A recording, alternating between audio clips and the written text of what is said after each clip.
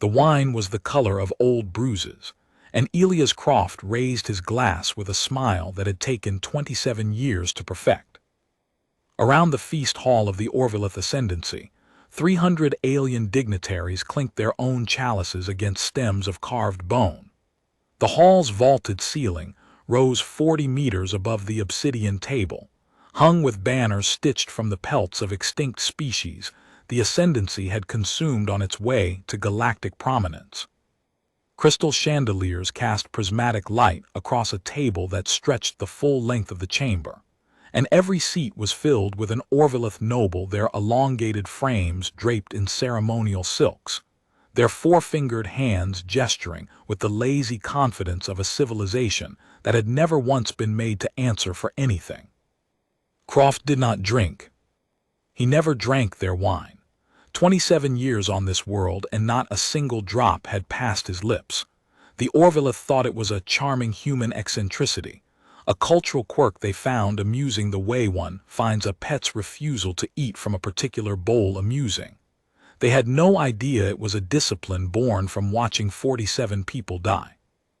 The feast was to celebrate the anniversary of harmonious contact, the Ascendancy's preferred name for the day their Archon Malavar had invited Earth's first diplomatic delegation to this same hall, served them wine laced with a slow-acting neurotoxin called Verathyl, and watched them die over the following 6 days.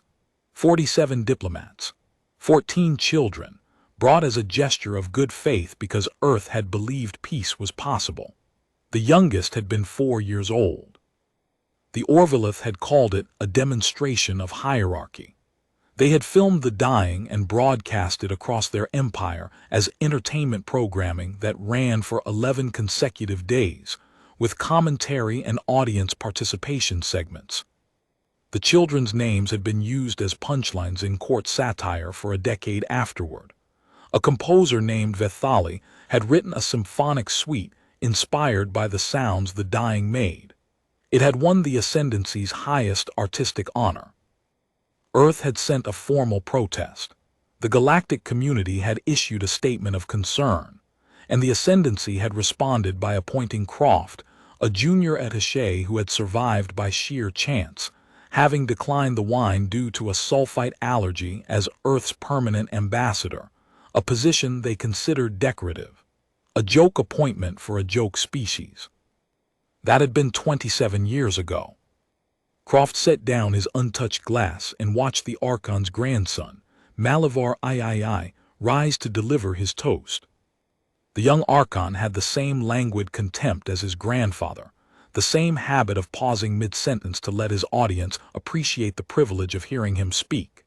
He was 32 in Orvaleth years, barely an adult by their reckoning, and he had inherited an empire that stretched across 9 star systems and commanded the nominal allegiance of 43 client species. He had also inherited his grandfather's collection of recordings. Croft knew because he had seen the viewing logs. He had also inherited, though he did not know it, a trap that Elias Croft had spent nearly 3 decades building around him. To the enduring harmony between the Ascendancy and its lesser partners, Malavar III announced, lifting his chalice. His voice carried the slight acoustic warble that Orvaleth vocal cords produced when they were pleased with themselves. And to Ambassador Croft, whose tireless service reminds us that even the simplest civilizations can produce individuals of adequate function. Polite laughter rippled through the hall. Croft inclined his head with practiced humility and let his smile widen by exactly the degree that would communicate grateful subordination. He had practiced this expression in a mirror for the first 3 years.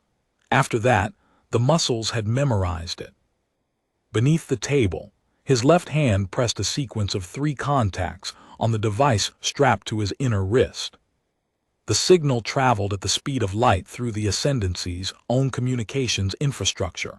The network that Croft had spent 14 years ensuring was routed through human-compatible relay nodes. It passed through the Orvaleth military's primary command array, which Croft's intelligence operatives had been mapping since year 6. It bounced off 31 deep space buoys that Earth's engineering corps had disguised as navigation markers, during a goodwill infrastructure project that Croft had personally proposed in year 11. The proposal had taken him 9 months to shepherd through the Ascendancy's approval committees, during which time he had attended 43 meetings and never once displayed impatience. Within 4 minutes, the signal would reach 14 star systems simultaneously. Within those 14 star systems, 6,200 warships of the Whetstone Directive, assembled over 23 years in shipyards hidden inside hollowed asteroids that the Ascendancy's own geological surveys had classified as worthless, would receive a single word. The word was a name, the name of the youngest child who had died in this hall, Sira. Croft had chosen that word on the day he had accepted the ambassadorship, standing in this same hall while the stains were still being cleaned from the floor. He had been 29 years old. He was 56 now. He had given the Ascendancy the best years of his life. He had given them deliberately, the way a surgeon places a scalpel. The feast continued. The Archon's grandson made 3 more toasts, each more self-congratulatory than the last. Croft ate sparingly from dishes he knew were safe. Another discipline, built over years of careful testing, quiet toxicology work conducted in his private quarters with equipment smuggled in through diplomatic pouches that the Orvaleth never inspected, because they considered the human embassy beneath their notice.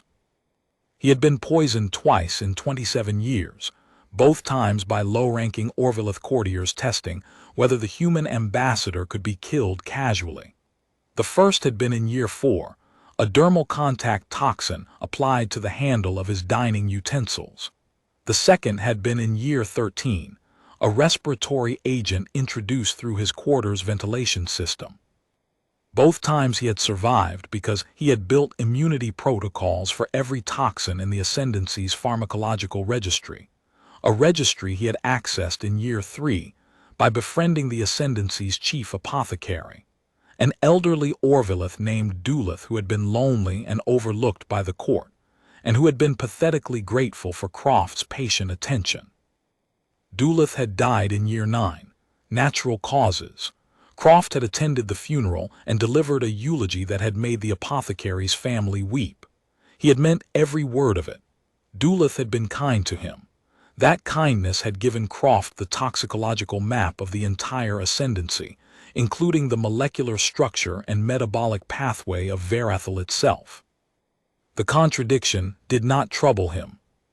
27 years had burned away every contradiction except one. The 47 names he recited each morning before dawn, standing at his quarters window, watching the pale gold light rise over a world that did not know it was already inside the mechanism of its own undoing. Ambassador Croft. The voice came from his left. Navith, the Ascendancy's Minister of External Relations, had leaned close enough that Croft could smell the fermented protein on her breath. Her narrow face carried the permanent half-smile that Orvaleth power brokers wore as a default expression, a facial configuration that communicated amusement, superiority, and the readiness to inflict harm in a single subtle arrangement of muscles. You seem unusually composed tonight. Most years you are more tense at this particular feast. I have learned to appreciate the Ascendancy's hospitality, Minister, Croft said. After 27 years, one's palate adjusts. Navith studied him with the 4-pupiled eyes that made Orvaleth faces difficult for humans to read. Croft had spent his first 2 years on this world learning to read those eyes, each pupil's dilation mapped to a different emotional register, and the interaction between all 4 created a complex signal that most humans could never parse. Navith was suspicious. She had always been suspicious. She was the sharpest mind in the Ascendancy's government, and the only person at this table whose instincts had ever registered Croft as anything other than harmless. She was also 6 months away from discovering that the intelligence briefings she had been receiving about Earth's military capacity for the past 19 years had been authored by Croft's people. I notice your military attaché is absent tonight, Navith said. Commander Hale sends his regrets. A minor digestive concern. This was true. Hale was currently aboard a fast shuttle climbing through the Orvaleth atmosphere at maximum burn, carrying the last of the embassy's classified materials and the 31 human intelligence operatives who had been embedded across the Ascendancy's capital for the past decade. Hale's digestive concern was genuine. He had been vomiting from stress since Croft had told him this morning that today was the day. Hale had served as Croft's military attaché for 7 years.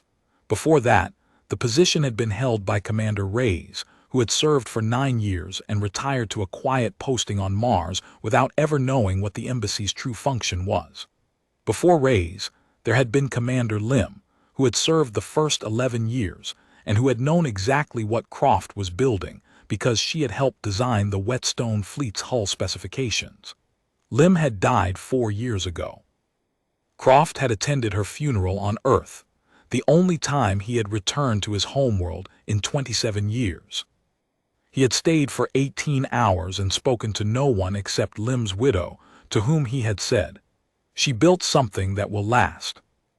27 years of preparation, and Hale had needed only 40 minutes of warning. That was by design. Croft had learned early that the fewer people who knew the timeline, the fewer variables could compromise it.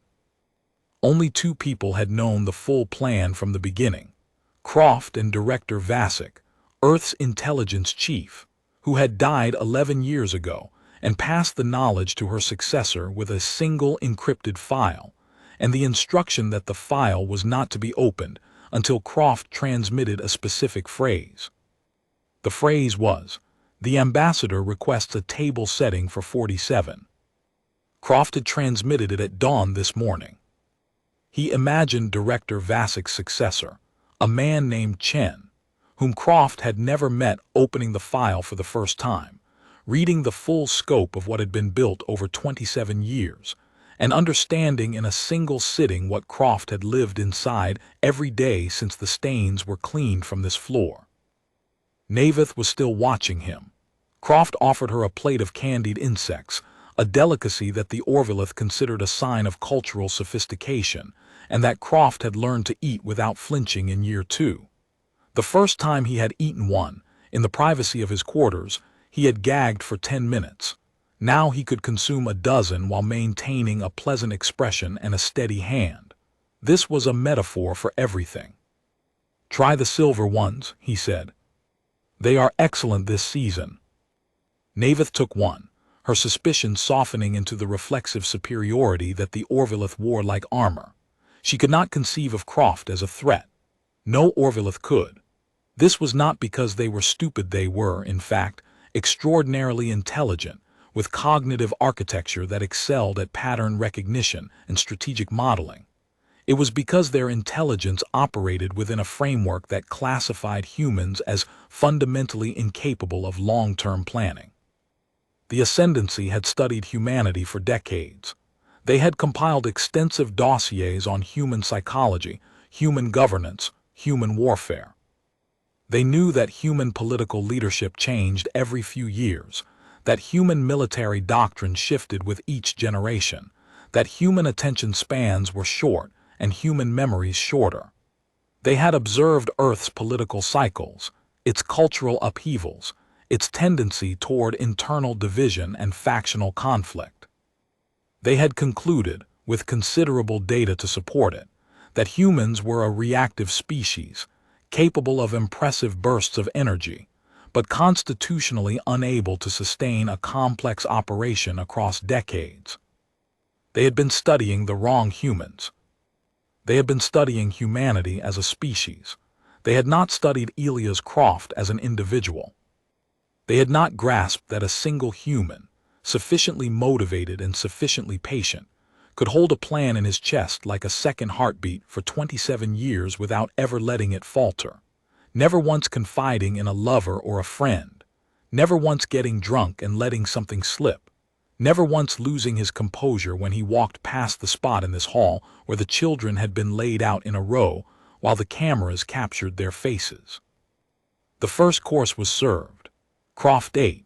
He made conversation with the trade delegate to his right, a minor Orvaleth lord named Pesheth who was anxious about grain futures, and wanted Croft's opinion on whether Earth's agricultural subsidies would increase next fiscal cycle. Croft gave him a thoughtful answer that referenced recent trade data, cited 2 academic studies, and was entirely fabricated. He had been fabricating agricultural analyses for Pesheth for 11 years. Pesheth had made several profitable investments based on this fabricated data, which had increased his trust in Croft and his willingness to share information about the Ascendancy's commodity supply chains. Those supply chains were now mapped in a file on Croft's personal server, cross-referenced with the Whetstone Directive's interdiction coordinates. At the far end of the table, the Archon's grandson was entertaining a cluster of military advisors, with an anecdote about a recent border skirmish with the Thessari Compact. The Thessari had been the Ascendancy's most powerful regional rival for centuries. 8 years ago, Croft had brokered a quiet back channel between Earth and the Thessari that had resulted in a mutual defense understanding, not a formal treaty, which would have attracted Ascendancy attention, but an informal arrangement built on 6 years of carefully cultivated personal relationships between Croft and the Thessari ambassador to the neutral zone, a methodical individual named Taranth, who shared Croft's appreciation for patience. The Thessari did not know the full scope of what Croft was planning, but they knew enough to have quietly repositioned their border fleet 40 light-years from the Ascendancy's core systems. Taranth had asked during their last private meeting whether the repositioning was permanent. Croft had said, "Position your fleet wherever it will be safest on the 27th day of the harvest season." Taranth had not asked a follow-up question. The Thessari understood patience. That repositioning had left the Ascendancy's spinward flank exposed. The Ascendancy's military planners had noticed, of course, but they had attributed it to Thessari strategic conservatism, a reasonable interpretation, given the Thessari's historical reluctance to commit to forward positions. They had not considered the possibility that the Thessari had been told to step aside. This was pattern 4 of 11. Croft had categorized every major action of his 27-year campaign by number, recorded in a cipher that used the first letters of the 47 victims' surnames as its key. Pattern 1 had been the intelligence map, the toxicology registry, the communications network, the military deployment schedules, the sensor grid architecture. Pattern 2 had been isolation, systematically, eroding the Ascendancy's relationships with its client species through a combination of trade disruptions, cultural provocations, and well-timed revelations of Ascendancy atrocities that Croft had carefully documented and released through third parties over a period of 11 years. Pattern 3 had been the shipyards proposing and overseeing the geological survey project that had identified the asteroid fields, then arranging for the survey data to classify those fields as commercially worthless so that no Orvaleth mining operation would ever go near them. The survey had taken 2 years. Croft had personally reviewed every data point, introducing errors so subtle that they would survive peer review, but so consequential that they would render the asteroids invisible to commercial interest. Patterns 4 through 7 had been diplomatic. Alliance building with the Thessari and 3 other regional powers, back-channel communication networks that bypassed Ascendancy surveillance, strategic positioning of neutral species as buffer zones that would prevent military reinforcement from reaching the Ascendancy's core systems, and the patient cultivation of Orvaleth political factions, specifically the Reformist Caucus, a group of younger Orvaleth aristocrats who believed the Ascendancy needed to modernize its governance. Croft had spent 9 years encouraging the Reformists, feeding them just enough success to make them complacent and just enough opposition to keep them focused inward. When the Whetstone Directive activated, the Reformists would be the faction least able to coordinate a military response, because they had spent the past decade dismantling the very command structures they would need. Patterns 8 through 10 had been military. The Whetstone Directive's construction timeline, managed through a chain of human engineering officers who each knew only their segment of the project. The training of crews who had been told they were participating in a classified long-term deep space readiness exercise with no specified end date. And the placement of 140 electronic warfare platforms, each the size of a waste container, in positions throughout the Ascendancy sensor network, where they would disable grid coverage in the first 11 minutes of engagement. Pattern 11 was Croft himself, his presence at this table, his smile, his 27 years of impeccable service as Earth's ambassador, during which he had never once given the Ascendancy reason to suspect that the quiet, compliant human who ate their food and attended their festivals and laughed at their jokes about dead children was anything other than what he appeared to be. The second course arrived, a meat dish, braised in a sauce that Croft recognized by scent as containing trace quantities of verethyl, the same neurotoxin that had killed his colleagues. In the Ascendancy's cuisine, it was used as a flavoring agent. The Orvaleth metabolized it harmlessly. For humans, it was lethal in concentrations above 6 parts per million. Croft had measured this dish at 3 parts per million, below the lethal threshold but enough to cause mild disorientation in an unacclimatized human. He had been eating sublethal doses for 19 years, building tolerance, ensuring that if the Orvaleth ever decided to increase the concentration at one of these feasts, he would survive long enough to transmit the signal. His liver would fail within a decade. He had factored that into the timeline. He ate the meat. It tasted like copper and ash. It always did. "Ambassador," said Pesheth, "you have been with us so long that I sometimes forget you are not Orvaleth. You eat our food. You speak our language without accent. You understand our customs better than half the court." "I have had excellent teachers," Croft said. "It is almost a shame," Pesheth continued, with the casual cruelty that passed for humor in the Ascendancy. "You have become so civilized that one forgets your people once sent us a delegation of 47 and expected us to take them seriously." Croft's smile did not change, not by a millimeter. The muscles in his face performed the same configuration they had performed at every feast, every reception, every casual reference to the 47 for 27 years. His pulse did not spike. His hands did not tremble.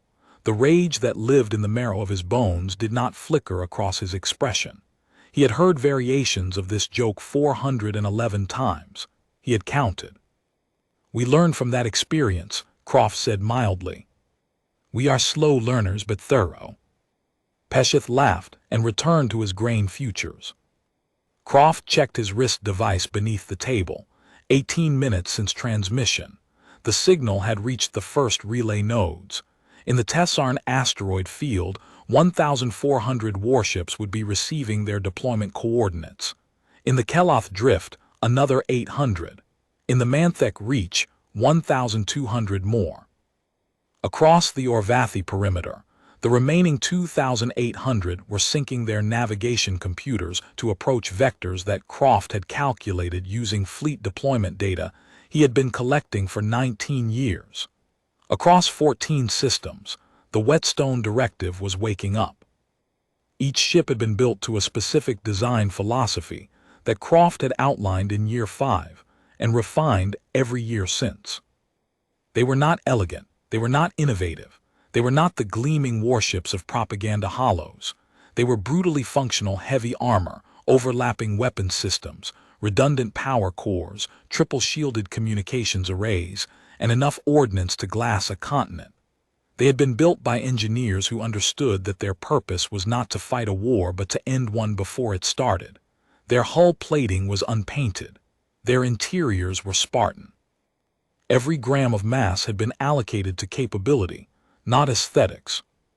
The fleet's commanders had been selected with equal precision.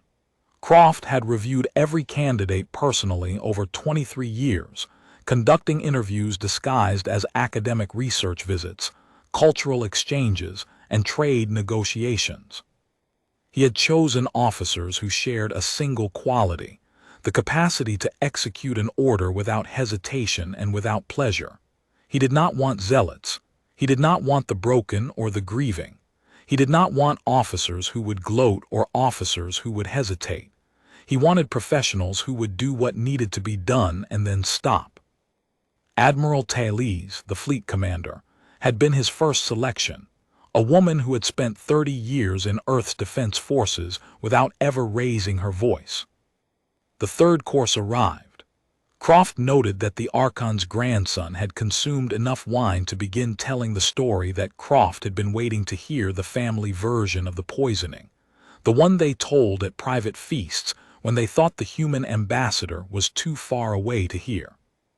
The version where Malavar I described selecting the neurotoxin over a faster-acting agent specifically, because he wanted the dying to last long enough to film. But Croft was never too far away to hear. He had placed audio collectors in the ceiling fixtures during a renovation project he had recommended in year 15. He had heard every version of the story.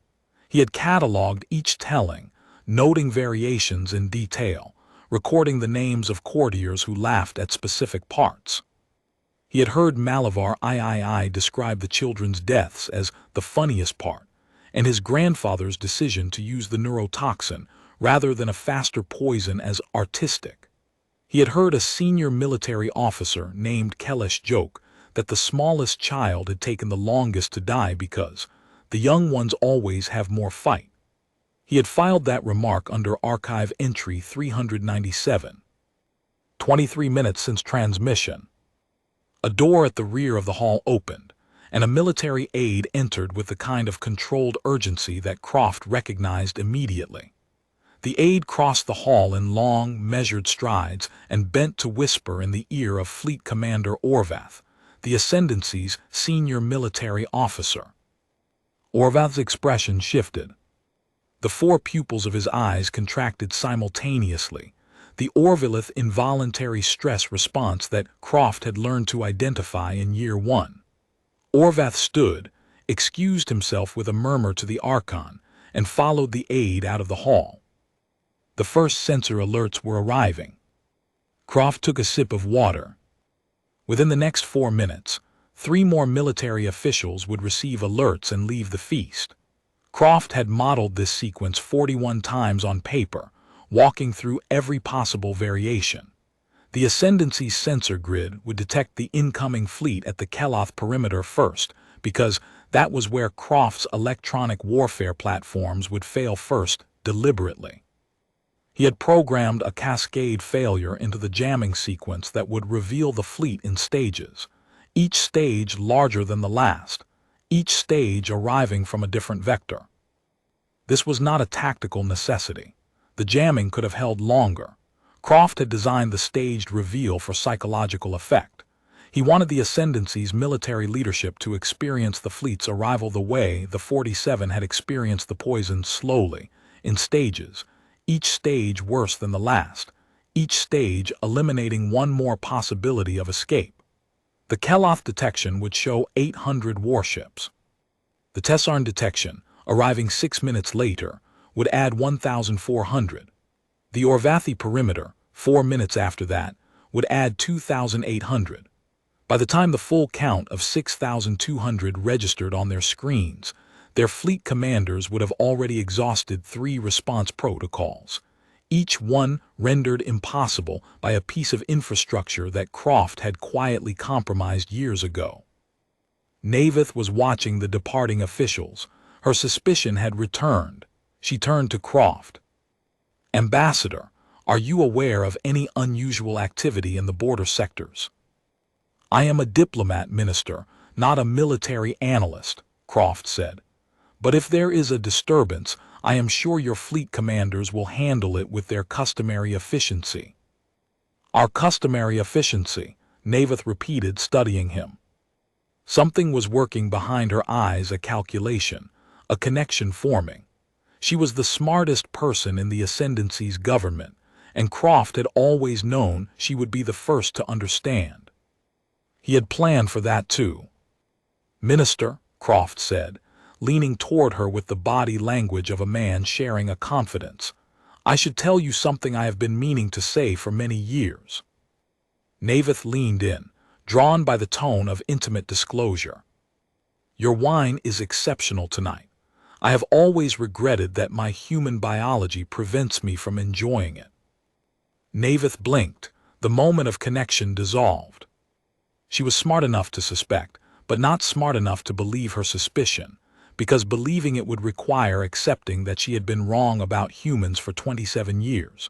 And Navith's intelligence, like all Orvaleth intelligence, operated within the framework. The framework said humans were incapable of this. The framework was 27 years of reinforcement, and Croft had reinforced it personally at every opportunity. At the head of the table, Malavar III was still telling his grandfather's story. He had reached the part about the children. Several courtiers were laughing. One, a younger noble in the deep violet robes of the cultural ministry, was laughing so hard that wine ran down his chin. 29 minutes since transmission. Fleet Commander Orvaleth returned to the hall. His face carried the controlled blankness that Orvaleth military officers wore when they were processing information that exceeded their operational parameters.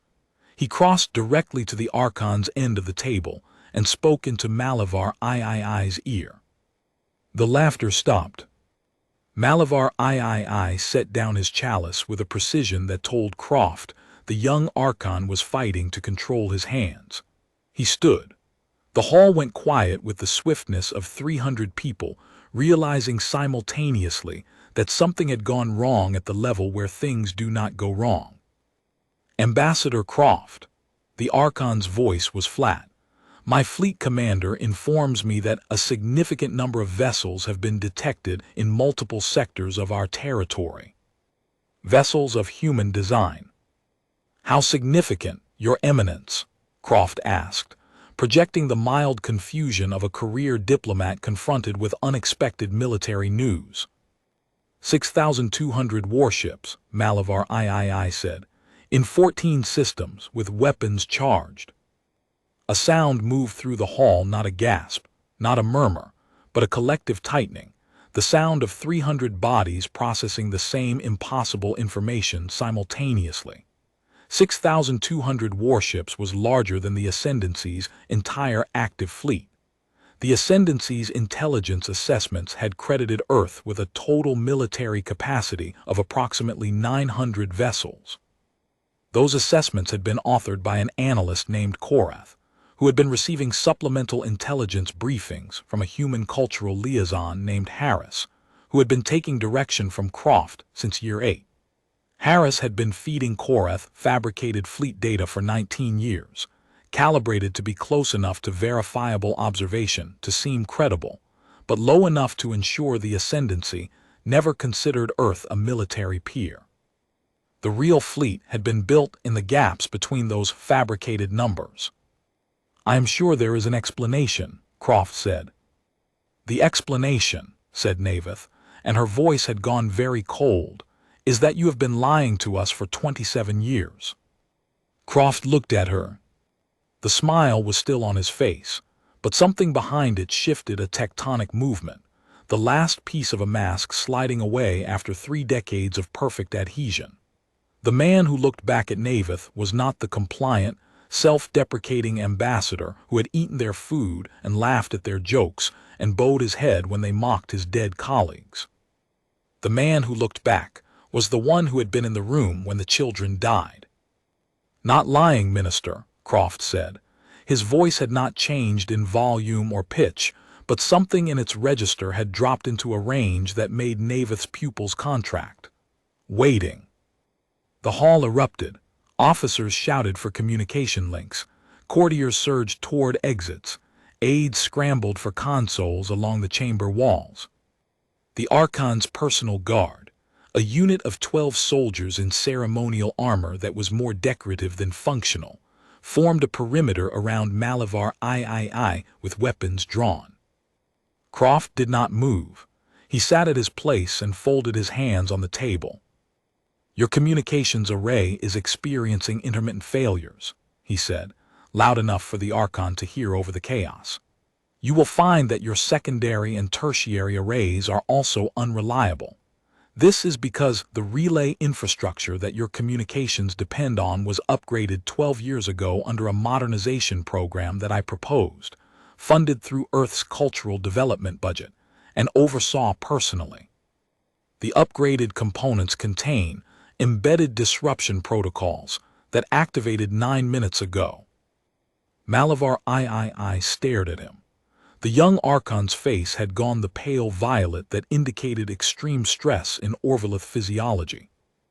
Your border defense stations in the Keloth, Tessarn, and Orvathi sectors are not responding to Fleet Command because those stations were staffed by rotating personnel drawn from a pool that my intelligence operatives have been mapping for 19 years. The 12 individuals currently on duty at each station received priority reassignment orders this morning, signed by Fleet Commander Orvath's own deputy, whose authorization codes were duplicated by my people in year 14. The stations are unmanned. Orvaleth drew his sidearm. 2 of the Archon's guards aimed their weapons at Croft. The Thessari Compact repositioned their border fleet 8 months ago, leaving your spinward flank open, Croft continued, his voice as steady as if he were delivering a trade report. This was not Thessari cowardice. It was a prearranged withdrawal coordinated through a back channel that I established in year 19. The Kelvari Federation, the Dren Collective, and the Morath Assembly have issued formal statements of non-intervention. These statements were drafted by their respective foreign ministries based on dossiers of ascendancy atrocities that I compiled and distributed over the past 11 years. You will find that you have no allies willing to answer a distress call tonight. You are one man, Malavar III said. His voice cracked on the last word. I have been one man in your court for 27 years, Croft said. I have eaten your food. I have laughed at your jokes. I have listened to you describe the murder of 14 children as entertainment. I have walked past the place in this hall where their bodies were laid out 3,211 times, and I have smiled every single time.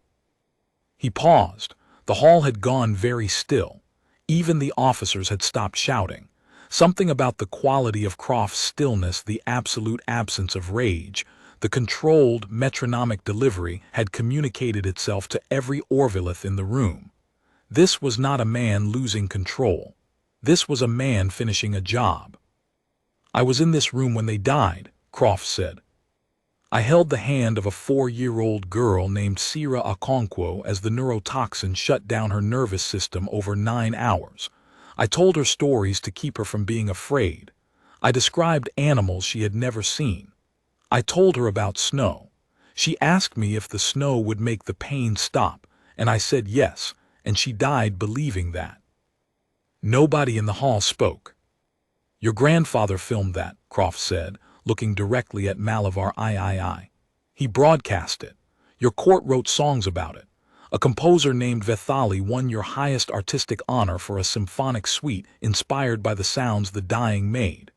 Your people named a dessert after the way the children's faces contorted in the final stage of Verathal poisoning. You called it the human grimace. It is served at this feast every year. It was served tonight, 3rd course, 2nd platter. Several Orvaleth at the table looked down at their plates. The young noble in violet who had been laughing about the children 3 minutes ago was now very still, his 4 pupils dilated to their maximum diameter.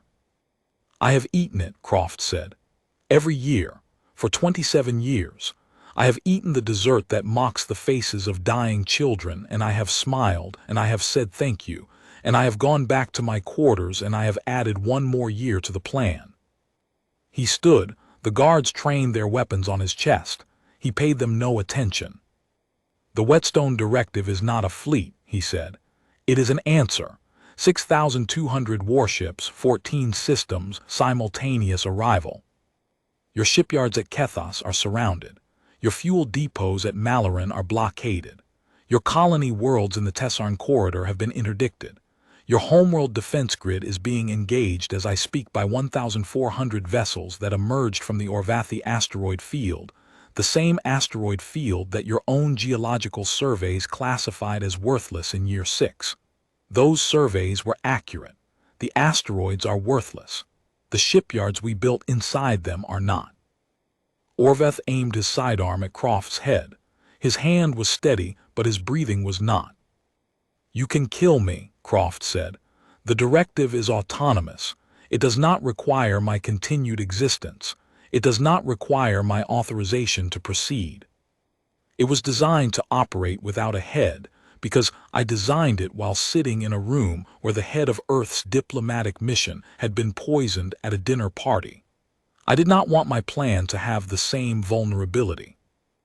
The first detonation was felt rather than heard, a deep structural vibration that passed through the floor of the feast hall, transmitted through the bedrock of the capital city, originating from the orbital defense platforms that were being systematically disabled by the Whetstone Fleet's electronic warfare screen.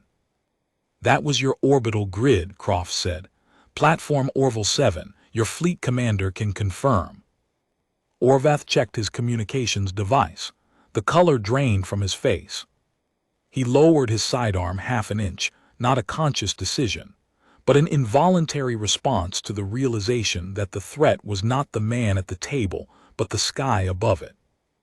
A second vibration, deeper and longer, then a third. "Platforms 3 and 12, Croft said. He did not need to check. He had memorized the engagement sequence. He had written it. Malavar III's composure finally broke. "What do you want?" he demanded. His voice had risen to a register that, in Orvaleth vocal physiology, indicated something very close to fear. Croft considered the question. He had considered it every day for 27 years. He had turned it over in his mind during 10,000 diplomatic receptions, 1,400 feasts, 7 state funerals, 3 Archon succession ceremonies, and 1 particularly tedious trade summit that had lasted 9 days, and during which he had also finalized the deployment coordinates for the Manthek Reach contingent. "I want you to understand," Croft said, "that there is nothing you can offer me. There is no negotiation, there is no concession. There is no treaty, no reparation, no gesture of contrition that will stop what is happening. You are not being attacked. You are being answered." He stepped back from the table. 27 years ago, your grandfather invited 47 people to a feast and killed them for entertainment. Tonight, I have returned the invitation. Croft walked toward the door. The guards did not fire. Something about his composure, the absolute certainty of a man who had spent 3 decades preparing for this single walk across a room, had paralyzed them in a way that had nothing to do with tactics and everything to do with the recognition that they were watching something they had no category for. Behind him, Navith's voice cut through the silence. "How did we not see this?" Croft stopped at the threshold. He did not turn around.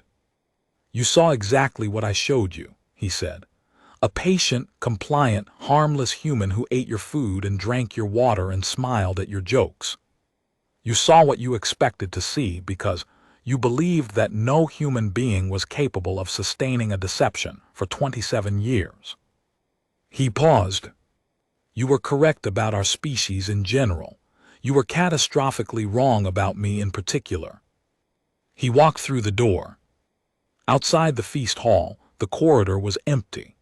Croft had arranged the guard rotation for this wing of the palace, a minor administrative task that the Ascendancy's chief of staff had delegated to him 9 years ago, because it was beneath the dignity of an Orvaleth officer, and because Croft had volunteered with his customary eagerness to be useful. He had been rotating the guards on this corridor for 9 years, adjusting shift patterns by increments of minutes, until tonight's rotation created a 17-minute window during which no guard was stationed between the feast hall and the western terrace. He walked steadily through corridors he had mapped over 27 years, past storerooms whose contents he had inventoried, through security checkpoints whose access codes he had memorized, toward the extraction point on the palace's western terrace where a human shuttle would be waiting. The palace shuddered. Another orbital platform going dark. Through a window, Croft saw a brief flash in the upper atmosphere, the reflected light of an energy discharge as Platform 9's defensive batteries fired and missed.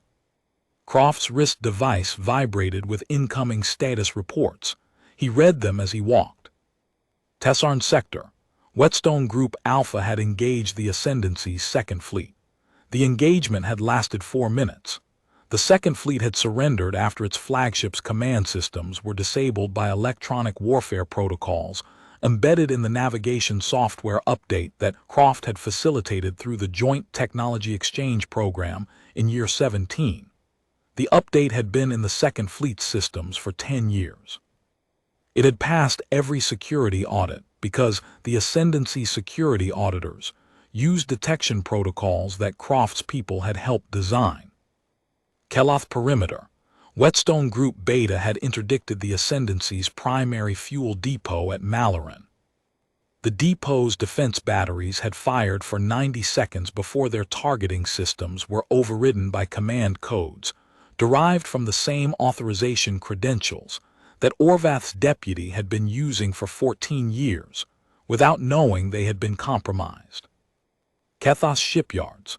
Whetstone Group Gamma had positioned 900 warships in a blockade formation around the Ascendancy's largest military construction facility.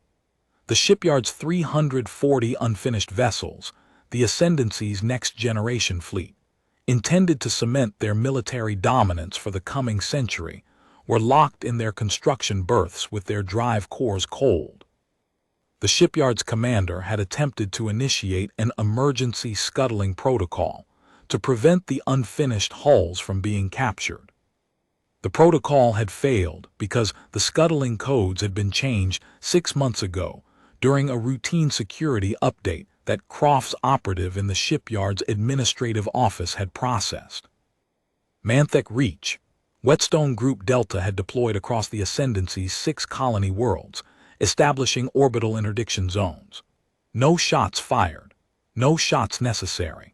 The colony defense forces had received orders to stand down from their regional commanders, who had received those orders from Fleet Command, which had received them from an automated priority dispatch that Croft's people had queued in the command system 3 hours ago using Orvaleth's deputy's credentials.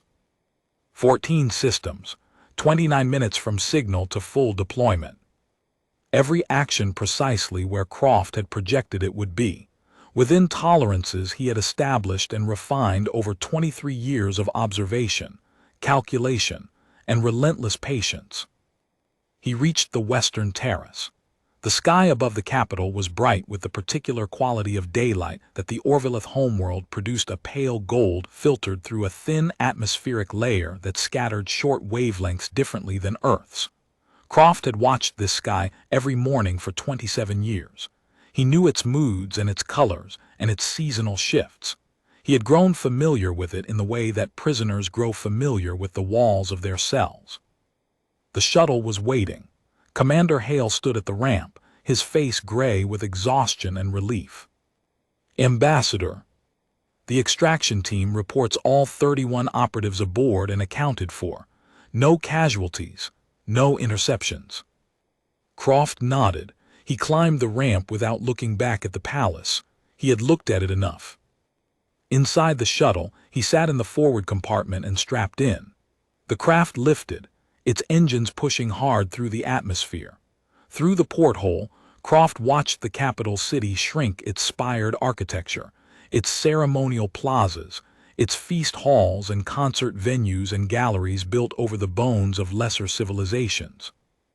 "Sir," Hale said from the cockpit, "Whetstone Command reports the Archon is attempting to contact you. He is offering full diplomatic reparations and an immediate ceasefire." "Decline," Croft said.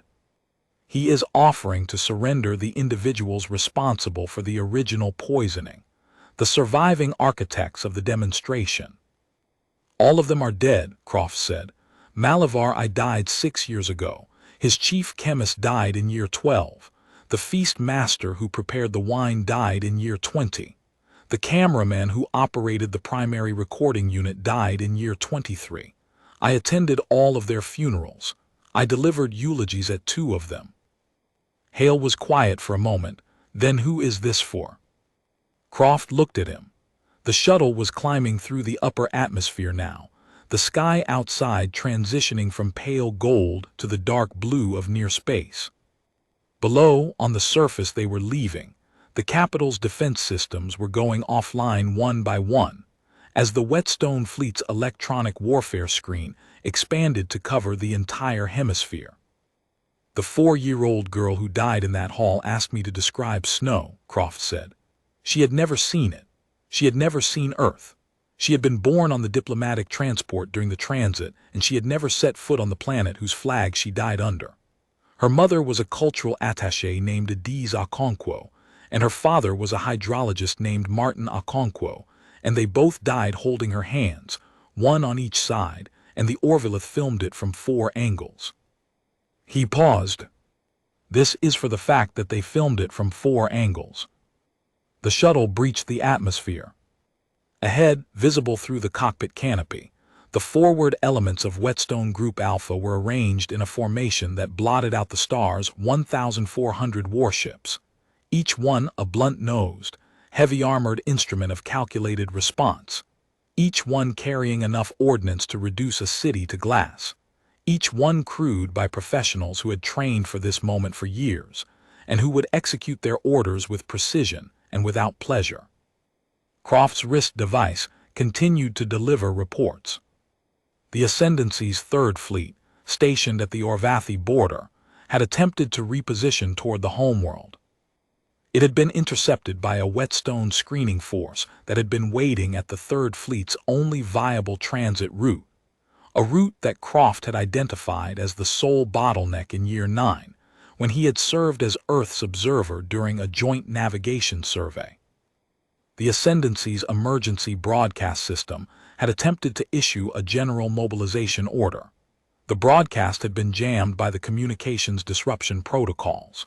The Ascendancy's civilian population was receiving an automated message, in the Orvaleth language, that Croft had recorded 3 weeks ago in his embassy quarters. The message stated, in diplomatic vocabulary that the Orvaleth would understand, that the Whetstone Directive was not an invasion. It was a response to a specific act committed 27 years ago. Civilian populations were not targets. Military assets were being neutralized. The Ascendancy's leadership was being held to account. The message ended with 47 names. Croft had recorded each name individually, with the careful pronunciation he had practiced in the first year after the poisoning, sitting alone in his quarters, teaching himself to say the names of the dead without his voice breaking. The Archon's grandson had attempted to flee the capital in his personal transport. The transport had been intercepted by a Whetstone corvette and escorted back to the palace landing pad. Malavar III was now confined to the feast hall, the same hall where the 47 had been confined, as the poison took hold. Croft had not specified that particular detail. He had specified only that the Archon be prevented from leaving the capital. The commanding officer of the intercepting corvette, a woman named Captain Voss, had chosen the feast hall on her own initiative. She had read the mission briefing. She had understood. The shuttle docked with the Whetstone command vessel, a dreadnought designated UENS-47. The ship's name was not an accident. Nothing about the Whetstone Directive was an accident. Every ship in the fleet had been named for one of the dead. Every hull bore a number that corresponded to the sequence in which the victims had died. Hull 1 was named for the first to succumb, a senior diplomat named Yusuf al-Rashidi who had collapsed during the 2nd hour. Hull 47 was Sierra. Croft walked through the dreadnought's corridors to the command center. Officers saluted as he passed. He returned each salute with a nod. He did not know most of their names. He had designed it that way. The fleet's operational command structure was independent of him, capable of executing its mission without his input, without his presence, without his survival. In the command center, Admiral Thales was managing the fleet deployment from a holographic display that showed the Ascendancy's 9 star systems as a three-dimensional web of lights. Most of the lights were green. Green meant controlled. "Ambassador," Thales said, "status report. 13 of 14 target systems secured. The Malaran fuel depot is requesting terms." "Terms are fixed," Croft said. "Unconditional disarmament. Military assets surrendered intact. No destruction of records, especially the broadcast archives. Every recording made of the 47's deaths is to be preserved and catalogued." "And the homeworld?" "The homeworld defense grid is down. The civilian population has received the notification message. The Archon and his government are confined to the palace complex." Croft paused. "What is the status of the feast hall?" Thales checked. "Captain Voss reports all 300 attendees accounted for and confined. No casualties." "The Archon has made 4 additional surrender offers, each escalating in concessions." "Decline all of them." "Sir, the 4th offer included the Ascendancy's unconditional dissolution and the transfer of sovereign authority to Earth's designated administrator." Croft looked at the holographic display. The Ascendancy, 9 star systems, 43 client species, a civilization that had existed for 4,000 years and had conquered everything it had ever looked at, was represented by a cluster of green lights on a screen. "Noted," he said. "The directive continues." "Ambassador," Thales's voice was careful, "may I ask what the directive's end state is?" Croft did not answer immediately. He walked to the viewport and looked out at the Orvaleth homeworld. From orbit, it was beautiful amber continents under a pale gold atmosphere, 2 small moons reflecting its sun's light in silver crescents. A world of sophisticated architecture and advanced science, and 4,000 years of uninterrupted civilization. A world where they had named a dessert after the way dying children's faces looked. "The end state," Croft said, "is that the Ascendancy's military capacity is permanently dismantled. Their fleet is impounded. Their shipyards are disabled. Their weapons research facilities are sealed. Their client species are released from all treaty obligations with immediate effect." He paused. "And the broadcast archives every recording of the 47's deaths, every comedy routine that mocked them, every recipe for the human grimace dessert, every song, every editorial, every symphonic suite, every piece of entertainment that was produced from the murder of 47 people, including 14 children, is compiled, preserved, and transmitted to every species in the galactic community. 412 files." He looked at Thales. "The Ascendancy killed our people and turned it into entertainment. The answer is not destruction. Destruction would let them be forgotten. The answer is that every civilization in the galaxy sees exactly what the Ascendancy is, not what they claim to be, not what their diplomatic communiques say, what they are, what they did, what they laughed at." Thales nodded slowly. "The archives will take time to compile." "I have been compiling them for 27 years, Croft said. "The index is on my personal server. Every broadcast, every song, every court record, every menu that listed the human grimace, every architectural survey that catalogued the feast hall as a historical site of cultural significance, every review of Vethali's symphonic suite." The Dreadnought's sensors registered a final series of power signatures going dark on the surface below. The last of the Ascendancy's ground-based military installations powering down, their garrisons receiving stand-down orders through command channels they no longer controlled. "Sir," said a communications officer, "we are receiving a transmission from the feast hall. The Archon is requesting to speak with you directly." Croft looked at the display. The feast hall was a single point on the holographic map of the capital, pulsing faintly. "Open the channel." A moment of static. Then the voice of Malavar III, stripped of its languid superiority, stripped of its contempt, stripped of everything except the raw fear of an individual who had just discovered that the world he inherited was built on a foundation that a single patient man had spent 3 decades hollowing out beneath his feet. Ambassador Croft, I am prepared to accept any terms, any conditions.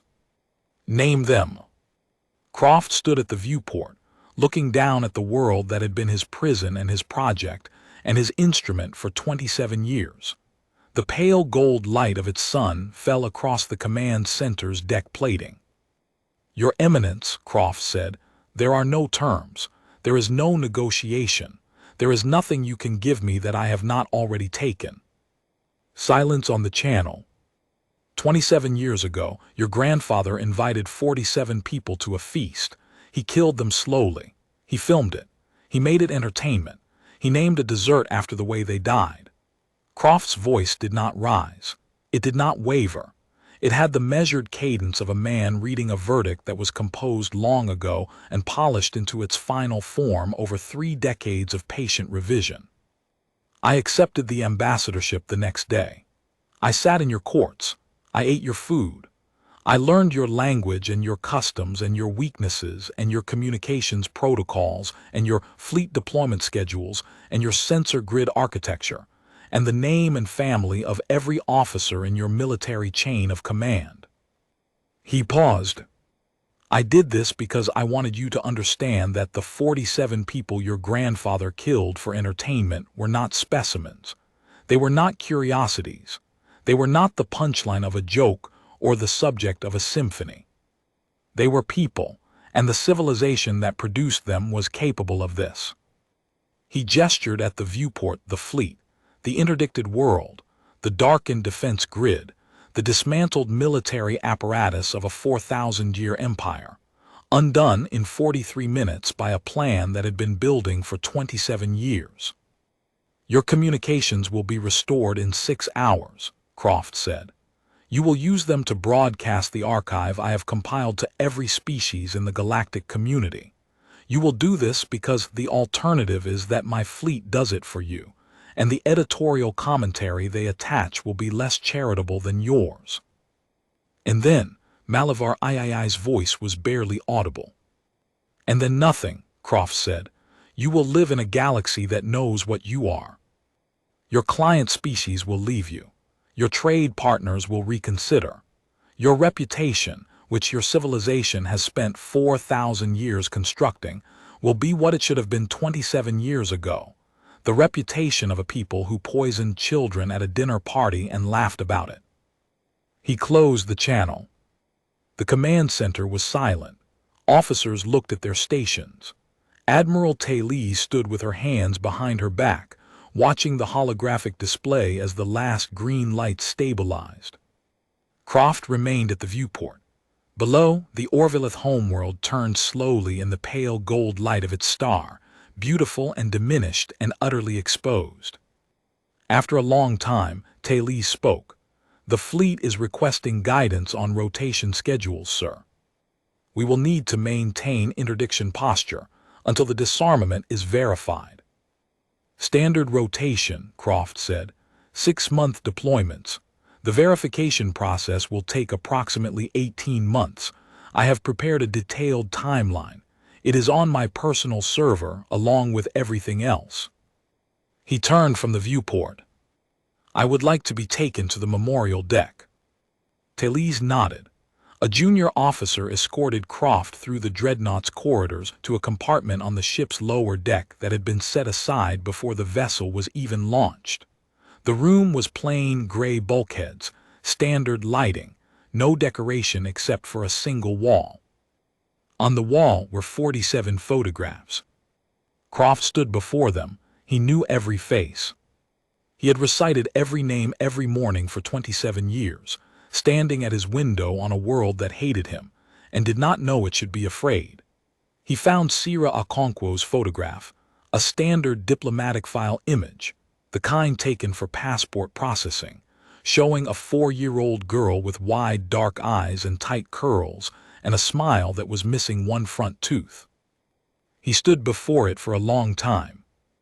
The ship hummed around him. 6,200 warships held their positions across 14 star systems. The Ascendancy's military was dark. Its communications were disrupted. Its allies had stepped aside. Its reputation was about to be disassembled with the same patient, methodical thoroughness with which Croft had disassembled everything else. In the feast hall below, 300 Orvaleth sat at a table laid for celebration, surrounded by the banners of their conquests, in the same room where 47 humans had died, and waited for a future that a single quiet man had been building for them since the day they made him watch. Croft reached out and touched the photograph of Sira Okonkwo. The surface was cold under his fingertips. "It didn't snow," he said quietly, "but it stopped." He lowered his hand. He straightened his jacket, the same dark formal jacket he had worn to every feast for 27 years, chosen because it was the jacket he had been wearing when Sira died. He walked out of the memorial room and back toward the command center, where there was work to do: 18 months of verified disarmament, 412 archived files to transmit, 43 client species to liberate, and a 4,000-year empire to reduce to its actual dimensions. He had waited 27 years. The work that remained was arithmetic. Behind him, on the wall, 47 faces watched the empty room. The youngest was 4 years old and smiling, as if she had just been told about snow.